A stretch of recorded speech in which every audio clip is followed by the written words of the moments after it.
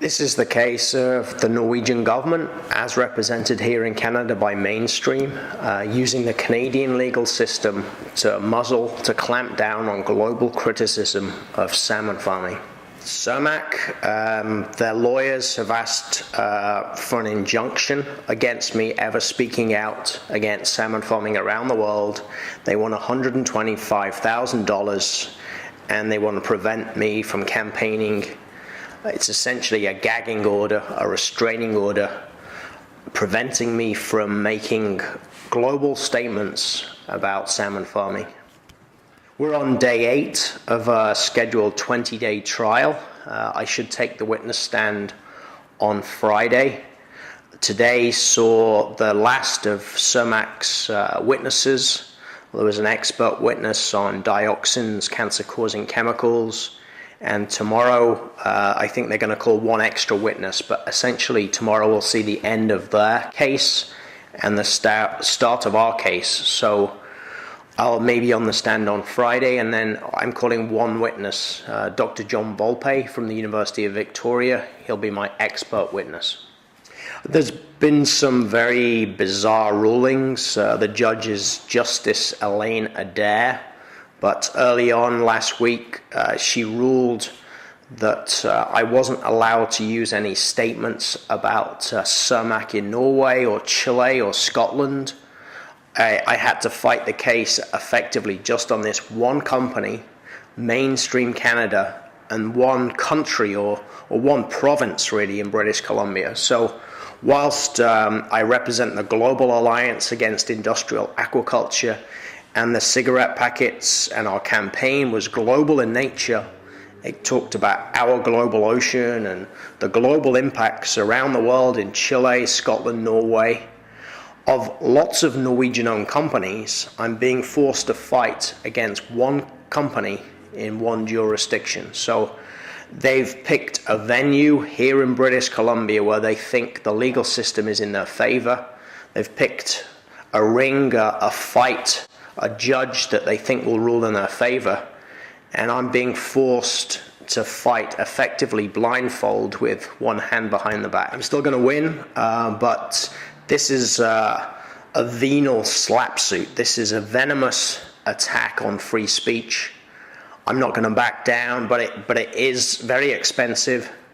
I'm going to have to pay my lawyer up to $100,000. But the support from here in British Columbia and around the world, including in Norway, has been phenomenal. I've probably raised $40,000 to $50,000.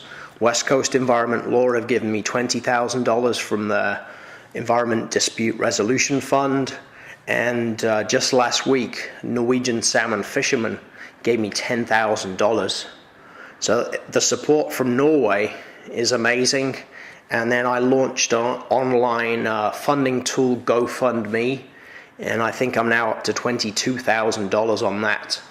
And I'm trying to get to $50,000 just on that. Every day of trial cost me $3,000 just in legal bills. So we're just about on schedule after day 8.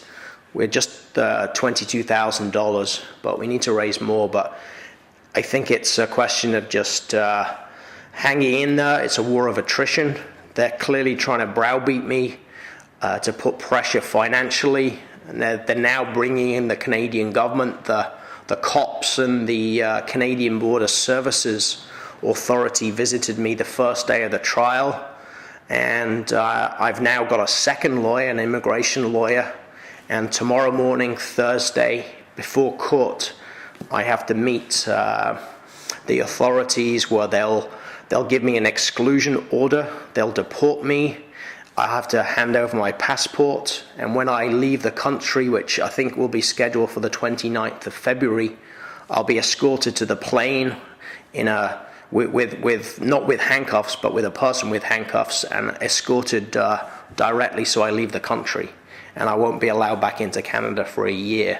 And they clearly want to make an example of me and make it difficult for me to re-enter Canada. People can help by going online, gofundme.com, Don Staniford. Follow me on Facebook. The amount of support is amazing, not just financially, but also in terms of moral support.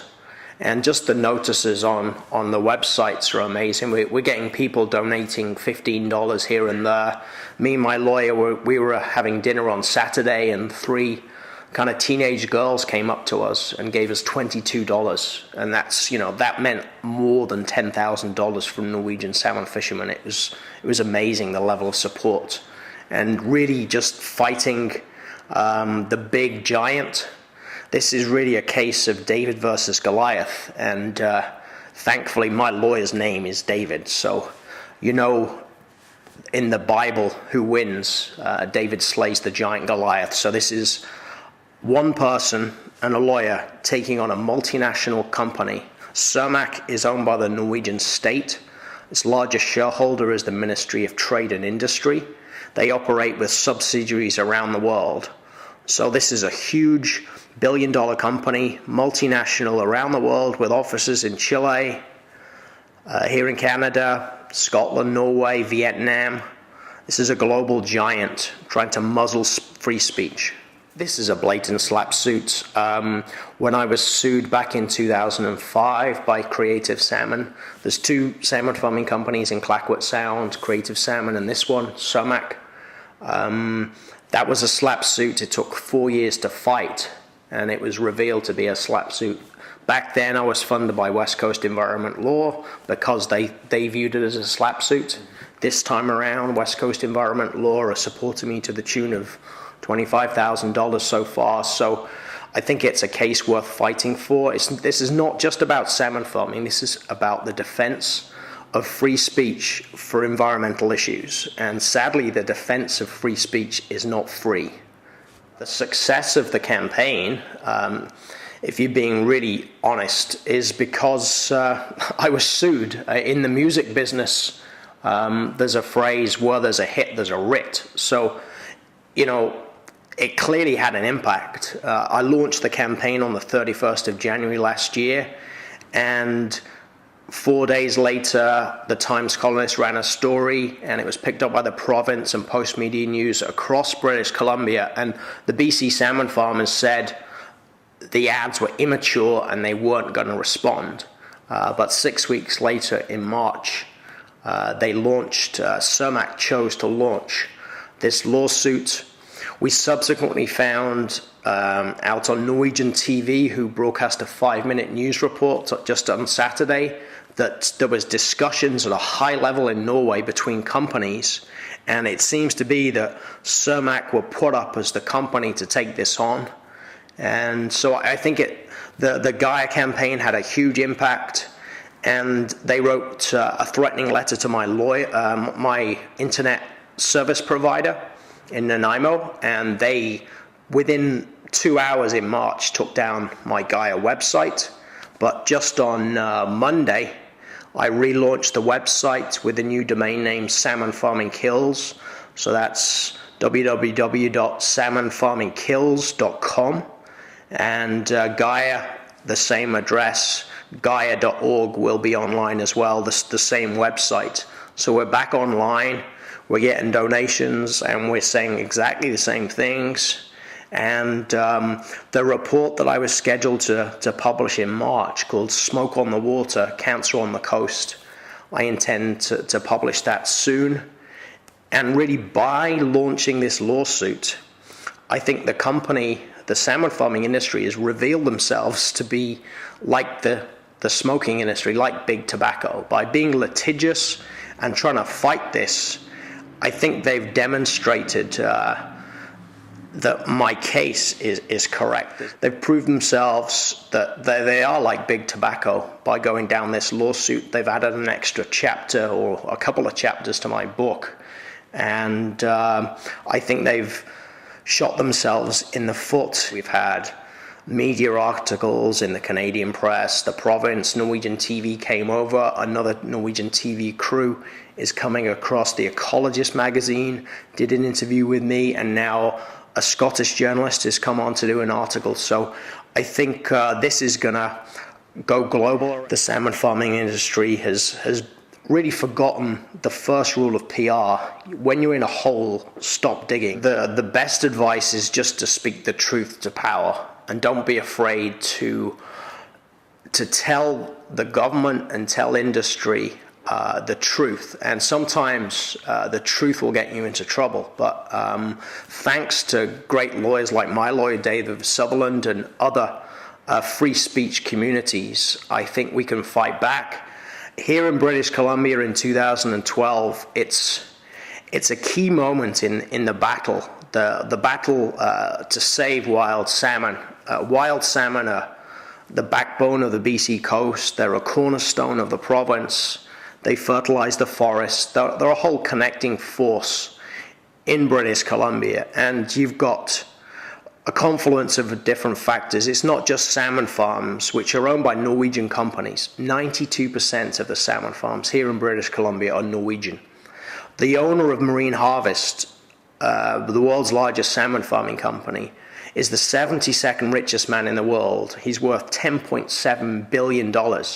He made his fortune shipping oil and gas. So the connection with the Enbridge pipeline is obvious. Another Norwegian state-owned company is called Statoil.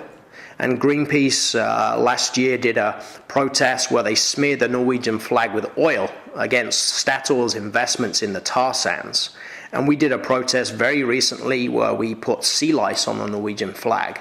So Norway is bringing shame to the world, and these corporations, whether they're Norwegian or Chinese owned or US funded, are trying to use British Columbia as a corridor, as a conduit to ship dirty oil to China. They're trying to kill wild salmon. Wild Pacific salmon are in the way of these corporations. So if we can stand together and defend wild Pacific salmon against these corporations, I think everybody wins. So the environmental battle here, whether it's the Raven Coal Mine, the Imperial Metals Mine in Clayoquot Sound, the Prosperity Mine, Enbridge, salmon farming, we all stand together. And we've got the Clark government here until 2013. We've got the Harper government. But if we can fight all together, I think we can win.